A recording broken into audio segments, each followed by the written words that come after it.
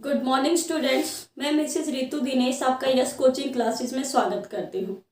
आज का जो हमारा टॉपिक है वो है एसिडिटी ऑफ अल्फा हाइड्रोजन। यानी हम लोग पढ़ रहे हैं केमिकल रिएक्शन या हम कहें chemical properties of aldehyde and ketone कि एल्डिहाइड और कीटोन कैसे रिएक्ट करेंगे, है ना, कि किसी दूसरे के साथ रिएक्शन होगी तो उसकी कैसे होगी।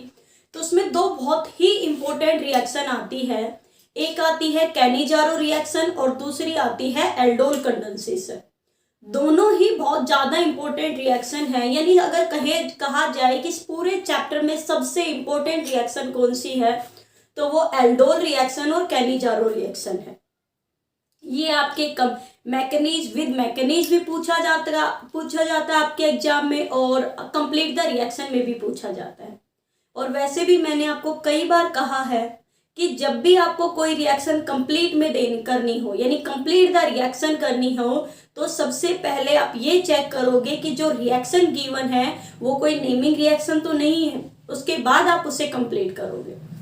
तो हम जब कैनिजारो और एल्डोल रिएक्शन पढ़े उससे पहले एक छोटा सा टॉपिक इंपॉर्टेंट है इसके लिए, उन दोनों रिएक्शन के लिए, that is the acidity of alpha hydrogen.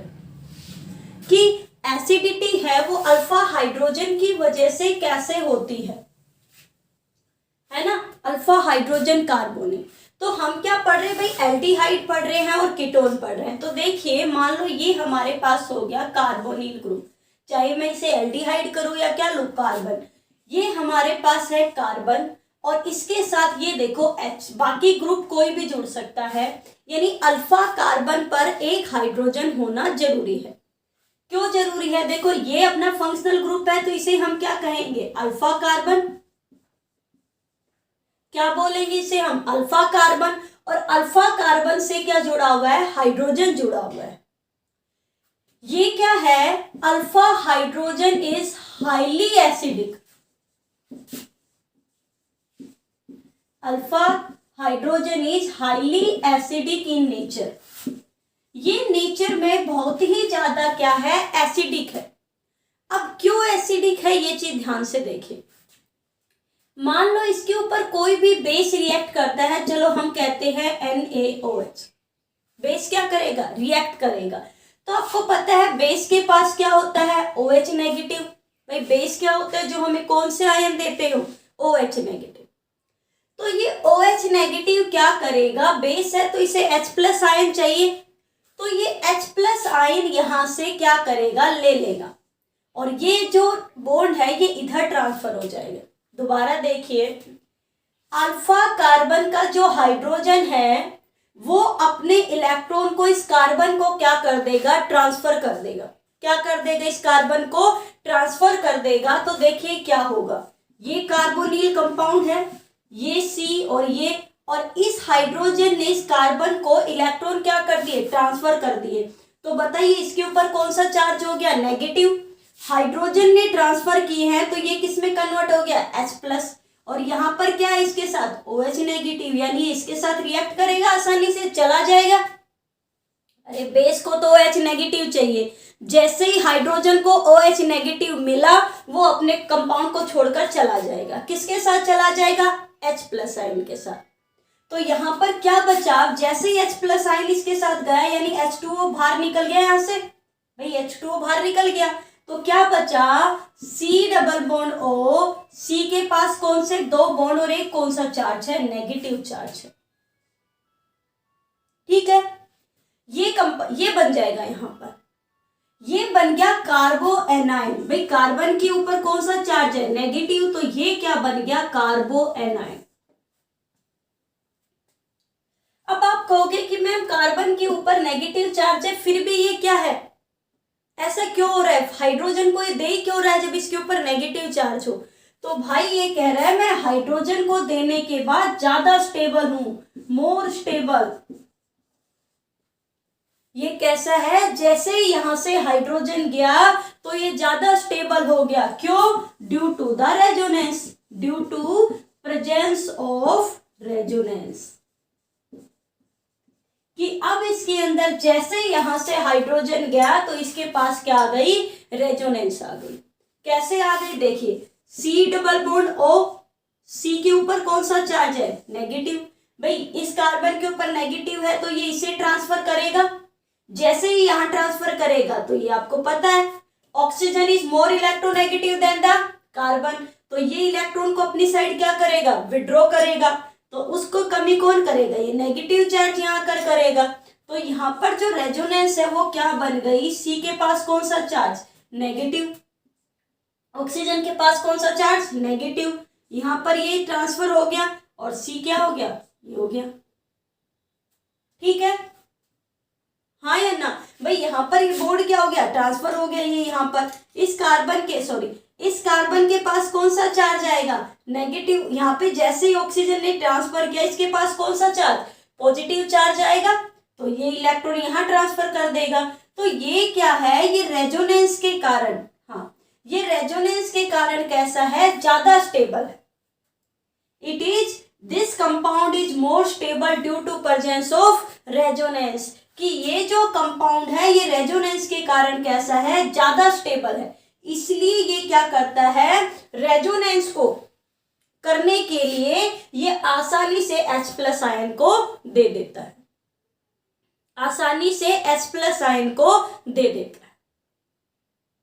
ठीक है, तो देखिए दोबारा देखिए हम क्या पढ़ रहे हैं, एसिडिटी ऑफ अल्फा हाइड्रोजन कैसे होगा, जो फंक्शनल ग्रुप के पास कार्बन होगा उसे हम क्या कहेंगे, अल्फा कार्बन, इसके पास जो हाइड्रोजन उसे हम क्या कहेंगे, अल्फा हाइड्रोजन।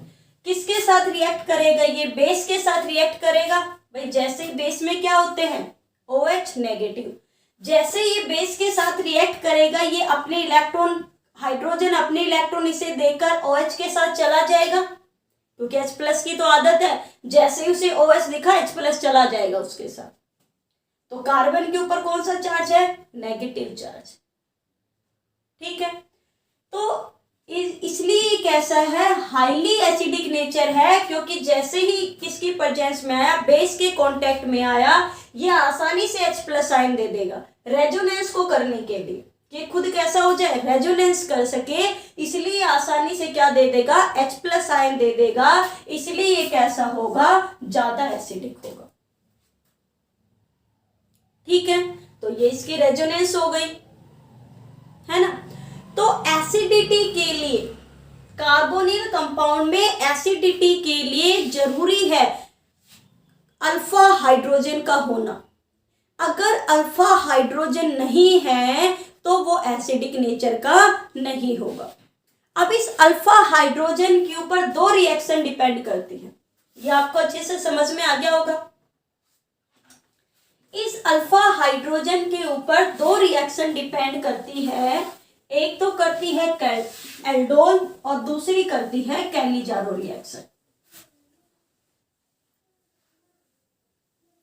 एल्डोल और कैनिजारो रिएक्शन, तो देखिए यहां पर है एल्डोल रिएक्शन, या हम इसे कहेंगे एल्डोल कंडेंसेशन। इसे हम एल्डोल कंडेंसेशन क्यों कहते हैं, नाम इसका कहां से आया, एल्डोल कंडेंसेशन होता क्या है एल्डोल, ये हम अब पढ़ेंगे। याद रखना ये रिएक्शन बहुत ही ज्यादा इंपॉर्टेंट रिएक्शन है, काफी बार एग्जाम में पूछी गई है। तो एल्डोल क्या होगा, भाई हम किसकी रिएक्शन पढ़ रहे हैं, एल्डिहाइड की और कीटोन की। एल्डोल कंडेंसेशन के लिए सबसे जो जरूरी बात है वो है प्रेजेंस ऑफ अल्फा हाइड्रोजन, कि किसकी प्रेजेंस चाहिए, अल्फा हाइड्रोजन की प्रेजेंस चाहिए। अगर अल्फा हाइड्रोजन नहीं है तो एल्डोल कंडेंसेशन रिएक्शन नहीं होगी। सेकंड है, ये जो रिएक्शन होगी वो डाइल्यूट NaOH की प्रेजेंस में होगी, यानी the presence of dilute sodium hydroxide. Dilute का मतलब है वाटर और सोडियम हाइड्रोक्साइड की प्रेजेंस होगी, है ना। ठीक है, तो अभी कैसे ये रिएक्शन होगी, भाई रिएक्शन कौन देते हैं, थर्ड, ये रिएक्शन किसके थ्रू दी जाती है, ये रिएक्शन एल्डिहाइड भी दे सकते हैं और ये रिएक्शन कीटोन दोनों दे सकते हैं। यानी ये एल्डिहाइड के बीच में भी हो सकती है, ये कीटोन और कीटोन के बीच में भी हो सकती है, या एल्डिहाइड और कीटोन के बीच में भी होती है, जिसे हम कहते हैं क्रॉस एल्डोल कंडेंसेशन। वो कल के लिए बात है, कल का टॉपिक है, बाद का टॉपिक। तो पहले आप देखिए कि एल्डोल कंडेंसेशन के लिए फर्स्ट कंडीशन क्या है, प्रेजेंस ऑफ अल्फा हाइड्रोजन, कि किसकी प्रेजेंस चाहिए, अल्फा हाइड्रोजन की प्रेजेंस चाहिए। सेकंड, किसकी प्रेजेंस में रिएक्शन होगी, डाइल्यूट सोडियम हाइड्रोक्साइड की प्रेजेंस में होगी, यानी बेसिक मीडियम चाहिए। कैसा मीडियम चाहिए इसे, बेसिक मीडियम चाहिए। किसके साथ होगी, एल्डोल के साथ हो सकती है, और किसके साथ हो सकती है, कीटोन के साथ भी हो सकती है। अब देखिए, मान लो हमारे पास ये कंपाउंड है CH3CHO, है ना? तो देखिए इसमें भाई ये जो कार्बन है ये अल्फा कार्बन हुआ, ये फंक्शनल ग्रुप से अटैच है, तो इसे हम क्या कहेंगे, अल्फा कार्बन। और इसके साथ जो हाइड्रोजन है ये कैसा हुआ, अल्फा हाइड्रोजन। यानी चलो अगर पिछली टर्म समझाई उसके टर्म में मैं इसे लिखूं तो कैसे लिख सकती हूं, CH2 के साथ H, और ये क्या हो गया, C डबल बॉन्ड OH, यही है। तो आपको पता है जैसे ही इसे बेस मिलेगा OH नेगेटिव मिलेगा, तो उसके साथ H प्लस आयन चला जाएगा, अभी बताया था। तो ये किस में कन्वर्ट हो जाएगा, ये जो बॉन्ड है वो इधर ट्रांसफर होगा इस बॉन्ड के इलेक्ट्रॉन, तो क्या बनेगा, CH2 नेगेटिव, और साथ में क्या बना, CHO। अभी ये बताया था आपको, है ना? तो एक एल्डिहाइड जो ग्रुप है वो ये करेगा। अब इसमें हमेशा दो की प्रेजेंस में होती है, चलिए दूसरा देखते हैं। तो एक हो गया CH3COOH, है ना? तो आपको पता है oxygen is more electronegative than the carbon, तो इलेक्ट्रॉन को यहां ट्रांसफर होगा, तो क्या बनेगा, CH3C, कार्बन के ऊपर कौन सा चार्ज, पॉजिटिव, ऑक्सीजन के ऊपर कौन सा चार्ज, नेगेटिव, और यहां पर क्या है, H। तो अब इसे कार्बो एनायन को पता है कि यहां पर पास में क्या है, कार्बोकैटायन है। तो बताइए ये दोनों आपस में रिएक्ट करेंगे या नहीं, भाई पॉजिटिव के साथ कौन सा ग्रुप जुड़ेगा, नेगेटिव ग्रुप जुड़ेगा। दोबारा सुनिए, एल्डोन कंडेंसेशन में दो एल्डिहाइड ग्रुप रिएक्ट करेंगे आपस में। एक तो क्या देगा, अल्फा हाइड्रोजन देगा जो बेस के साथ रिएक्ट कर रहा है, और दूसरा क्या करेगा, कार्बन इज मोर इलेक्ट्रोनेगेटिव, यानी इलेक्ट्रोफाइल का काम करेगा। यहाँ कार्बन के ऊपर पॉजिटिव चार्ज है तो ये इलेक्ट्रोफाइल हो गया, तो ये किसे करेगा, पॉजिटिव चार्ज है तो क्या हो गया, ये इलेक्ट्रोफाइल हो गया, यानी नेगेटिव को अपनी साइड क्या करेगा, अट्रैक्ट करेगा। तो ये हो गया, हाँ या ना भाई। यहां पर अल्फा हाइड्रोजन है तो एल्डोल कंडेंसेशन रिएक्शन होगी, क्योंकि ये जो कार्बन है ये अल्फा कार्बन है और इसके पास हाइड्रोजन है, 3 है इसके पास, तो ये किस में कन्वर्ट हो गया, CH2CHO, और दूसरा क्या बनेगा, इलेक्ट्रोफाइल की फॉर्मेशन करेगा। अब ये दोनों आपस में क्या करेंगे, रिएक्ट करेंगे। तो देखिए दोनों आपस में रिएक्ट करेंगे तो क्या बनेगा, ये कंपाउंड हमारे पास CH3, C के साथ क्या जुड़ा हुआ है, पॉजिटिव चार्ज H, और C के साथ ऊपर क्या है, ऑक्सीजन और नेगेटिव चार्ज, इसके साथ क्या जुड़ गया, प्लस, क्या जुड़ा भाई, CH2 नेगेटिव CHO। तो बताइए ये ग्रुप इसके साथ जुड़ेगा या नहीं जुड़ेगा, भाई पॉजिटिव किसके साथ रिएक्ट करेगा, नेगेटिव के साथ, है ना?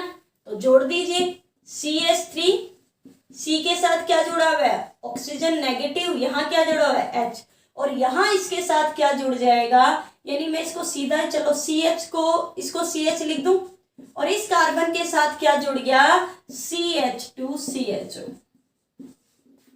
सही है, हाँ या ना भाई, ये हमारे पास कंपाउंड बन गया। अब यहां देखिए, आपको पता है जो रिएक्शन है वो किसकी प्रेजेंस में होती है, डाइल्यूट की प्रेजेंस में होती है, डाइल्यूट NaOH। डाइल्यूट का मतलब है या किसकी प्रेजेंस है, वाटर की प्रेजेंस है। तो यहां से इसे क्या मिलेगा, H प्लस आयन मिलेगा, तो ये H ऑक्सीजन को अकेला देकर उसके साथ जुड़ेगा, भाई नेगेटिव चार्ज के साथ क्या जुड़ेगा, H। तो क्या बना हमारे पास सॉरी CH3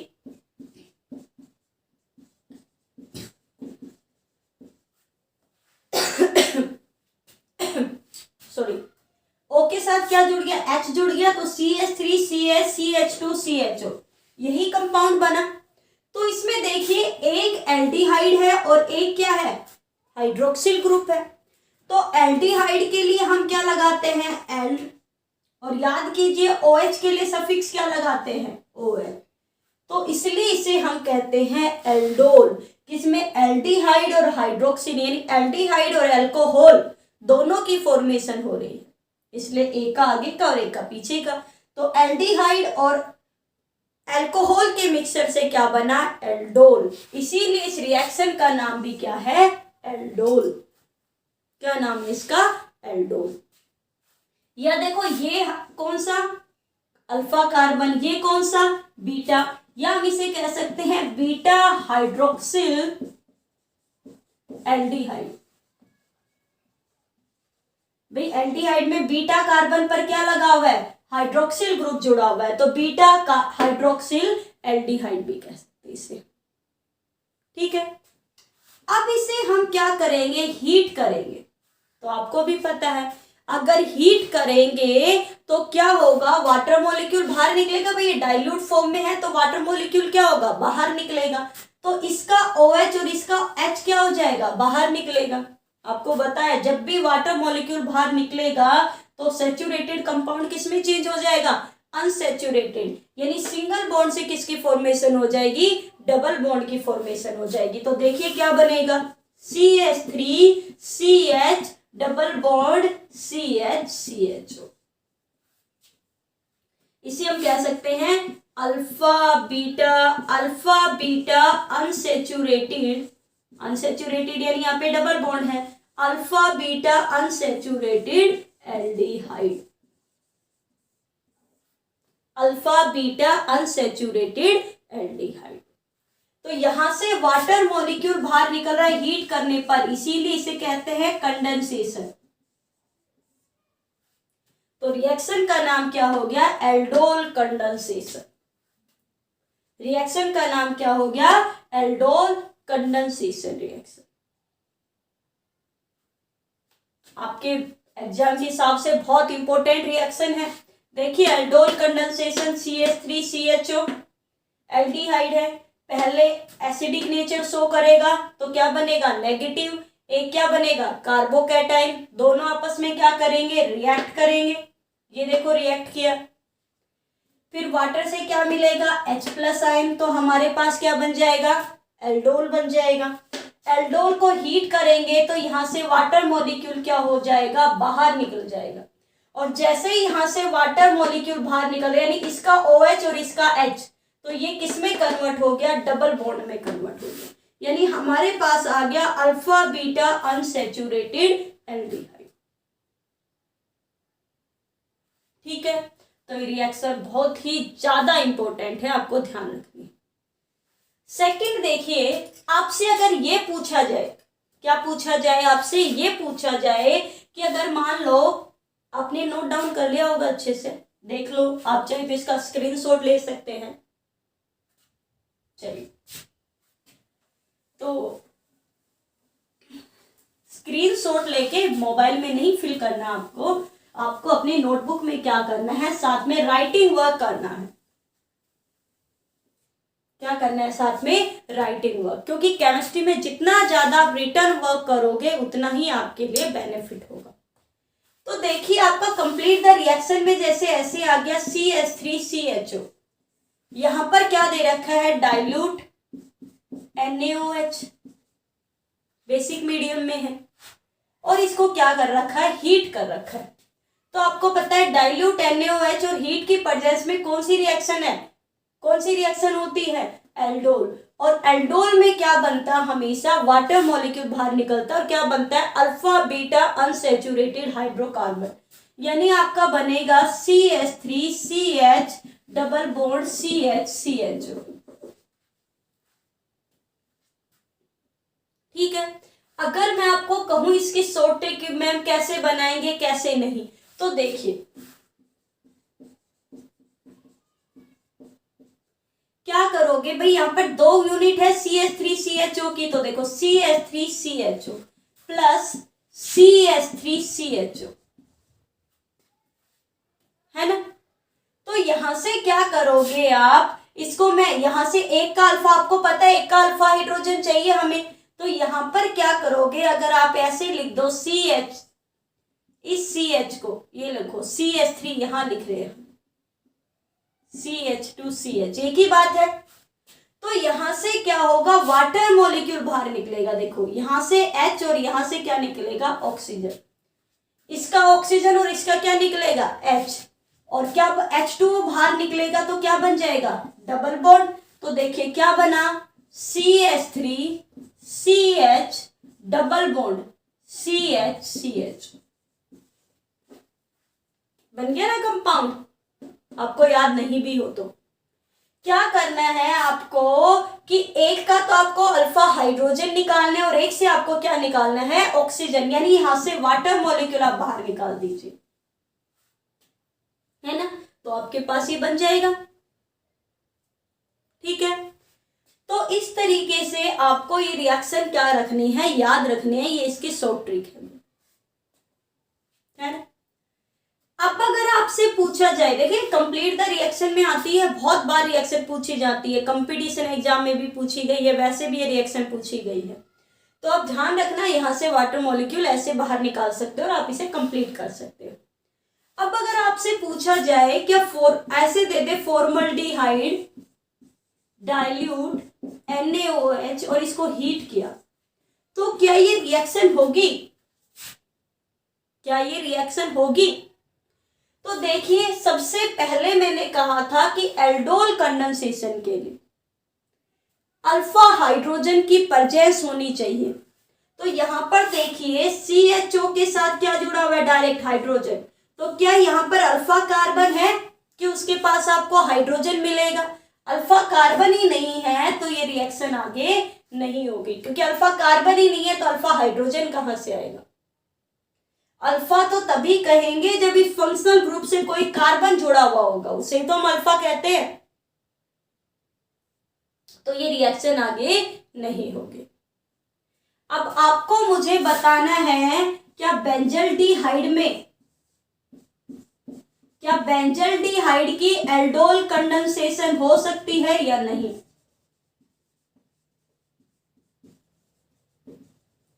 क्या बेंजल्डिहाइड की एल्डोल कंडेंसेशन हो सकती है या नहीं हो सकती, ये आपका होमवर्क, ये आपका क्या है, होमवर्क। तो आई होप आज की क्लास आपको अच्छे से समझ में आई होगी, आपने अपनी नोटबुक में भी क्या कर लिया होगा, नोट डाउन कर लिया होगा। तो सभी जो भी देख रहे हैं वीडियो को लाइक करना और शेयर करना मत भूला करो भाई, लाइक क्या करो, जिनकी क्लासेस नहीं चल रही उनके साथ शेयर कर दिया करो, और कमेंट करना मत भूला करो, क्योंकि वही आपकी अटेंडेंस होगी कि आपने क्लास अटेंड की है। तो चलिए अब मिलेंगे एक नए टॉपिक के साथ नई वीडियो में, तब तक के लिए थैंक यू। आप पढ़ते रहिए और अपना होमवर्क कंप्लीट करते रहिए। Thank you.